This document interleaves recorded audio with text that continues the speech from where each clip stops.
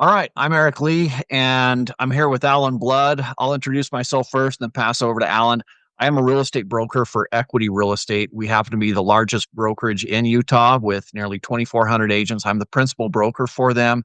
And our purpose in creating this video, Alan and I collaborate a lot. We talk about challenges the market is facing, that people are facing with real estate and buying homes.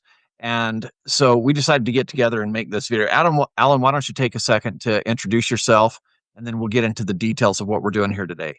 Awesome. Thanks, Eric. My name is Alan Blood. I'm the owner of CFG Home Loans. I've been a mortgage broker for 29 years. In fact, Eric, we worked together years ago. You were Yeah, in the mortgage industry back in the olden days. 24 years ago, I was a loan 24 years officer ago. working for you. So, So I like that you come to the perspective of kind of both sides of that. I think that's really useful. But in the 29 years I've done this, I've worked with about 11,000 different families. A lot of those people are first-time home buyers.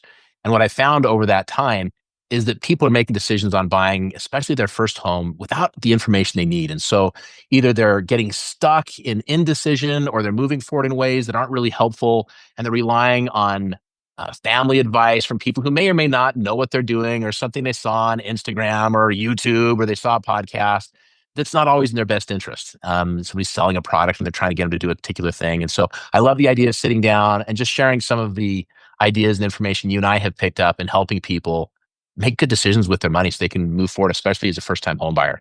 yeah, absolutely. Now, Alan, I just heard that you were one of the top originators in the country. What Yeah. was that?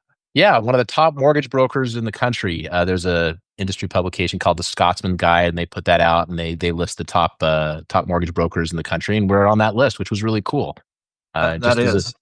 kind of neat to be recognized, but sign that we're helping a lot of people and helping them get into homes and make these kind of decisions. And so, what that helps me do, and helps my clients because of that, is by seeing, and you're in the same boat, Eric, by seeing a lot of different approaches and people doing a lot of different things. I love the fact you're in the same situation where you're overseeing thousands of transactions. You're able to look and see, okay, what's working really well for people and what's a challenge, and then just sharing that information so that people can avoid those pitfalls. Yeah. And one of the things I want to do right up front with these introductions, and it's not in an effort of vanity in any way that we're promoting you or me, but we do want to establish credibility, because one of the fears that people have are built by listening to pundits, whether that's on the news or their friends or whatever. And there's a lot of fear generated out there. And so when they can say, hey, I heard this guy and he's been a lender for 29 years, he's one of the top lenders in the country. And, as far as Equity Real Estate, me being the principal broker, we're the number one brokerage in Utah. We oversee That's awesome. almost 20% for the last, since I've been tracking it the last 5 or 6 years, we're about 18% of all real estate done in Utah goes through us. So that's a phenomenal number. There's thousands of companies. We account for nearly 1 in 6 of every transaction that goes It's through there. amazing. And so with that background and both of us coming together for this collaborative effort, our goal here is to shine some light on the process of buying a home and hopefully take away some of the fear by providing knowledge. It's this idea that I'm laying in bed as a kid at night and I know there's a monster under my bed and it's terrifying. And the way to fix that, if you have the courage as a little kid, because sometimes it's easier to pull the blanket over your head and I just, yeah. But if you have the courage to get out and look under your bed, there's no monster there. And that's all we're trying to do right now is take a peek under the bed. There's no monster. Shine a light on what it takes to actually buy a home. So one of the first things that I want to start with is why. Because if we're facing this scary process, it's typically one of the largest purchases that anybody ever makes. Why would we want to do this? Why do we want to push through that Why fear? subject yourself to that, right? Yeah, what is so important about that? So, in preparation for this, of course, I'm using AI stuff, right? So I go in and I ask the AI, hey, give me a breakdown of prices in Utah for the last 40 years. And I'm going to try to share this on my screen. This is me in Excel, and I'm not famed for my Excel expertise. But if you can see this Excel spreadsheet, here's 1980. This is again Utah median home prices. 1980, the median home price was $64,600. And you look how it grows over time. In 5 years, it went up $13,000. But you jump down here And in 5 years, it's jumping up $100,000 between 2020 and 2022. And you see this in this graph. The numbers are actually over here. I could never, I had a little bit of a struggle this morning making the graph look pretty. But if this isn't motivating for somebody to overcome their fear and sitting back and saying, you know what, I think I'm going to rent for a little while more and wait for the market to Mm, come down. This is the last 40 years. We've had a little bit of a dip here between 2020 and 2025. And that was just because, interest rates jumped up and there was some thought of, well, I'm just going to wait for them to come back down. And then people are starting to yeah. accept, hey, they're not coming back down. So let's get back in and start buying. And they've already jumped up to where they left off. So very, very small dips over time that are even noticeable in this. And again, I'm only sharing this because there's this concept of, hey, this is scary. And no doubt Yeah. it is scary. But Well, and I've done the math on that a ton of times, Eric, for Utah specifically. yeah, There is literally not one 15-year period of time where Utah real estate didn't go up by about 4.5% annualized every year. When you track that out over 15 years, a 4.5% annual increase on the asset value, it's a huge number. And you can see that on the chart you're looking at. Over a 12-year period of time, it's 3.5%. So I think where it gets scary for people is they're looking at real estate, which is really a long-term decision. And they're looking at it under the microscope of the next 3 months, 6 months, 12 months, and trying to time this idea somehow that they can pick the optimal moment in time to take action on something that's really a long-term outcome.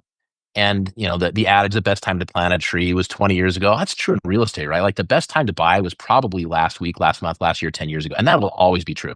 And once people accept that, I think it really helps to say, okay, I'm not looking at a short-term position here. I'm not looking at something I'm doing for tomorrow or 6 months from now. I'm looking at something for the next 10, 12, 20 years and what that's going to do for me. And it totally changes the outcome. yeah, and you said something key there, 4.5% appreciation of the value of the asset. That's not a 4.5% ROI, return on investment, right? And Yeah, since it's we're huge. since we're making this for people that maybe have never bought a home, they're thinking, hey, I can get 4.5% with a CD down at Yeah. Wells Fargo right now. So why don't I just put my money Yeah, there? do that. What we're talking about here is, let's say that you wanted to buy a $500,000 home, and what would a down payment for that be?